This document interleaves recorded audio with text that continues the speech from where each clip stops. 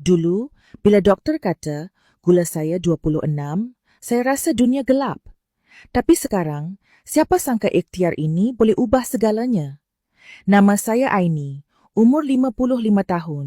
Sejak muda, saya adalah seorang suri rumah sepenuh masa.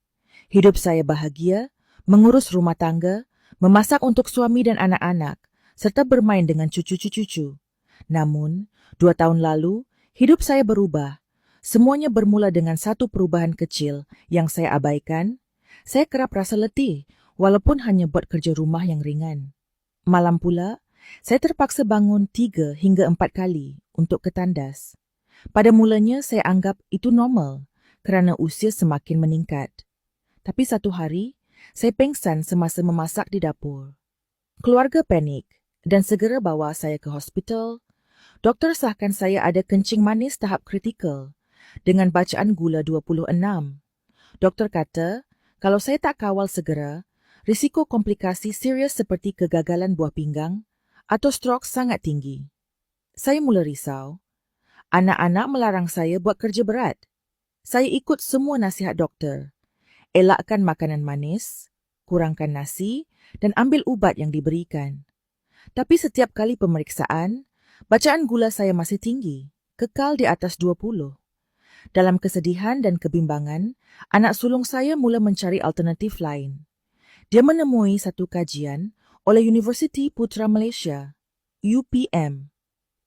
Kajian itu dijalankan oleh Dr. Azma Saad dan Profesor Rosita Rosli, yang mendapati herba akar legi sangat berkesan membantu pesakit kencing manis. Menurut kajian itu, akar legi mengandungi bahan aktif flavonoids yang berfungsi untuk mengurangkan keradangan pada pankreas, organ yang bertanggung jawab menghasilkan insulin. Memulihkan fungsi pankreas agar insulin dapat dihasilkan secara semula jadi.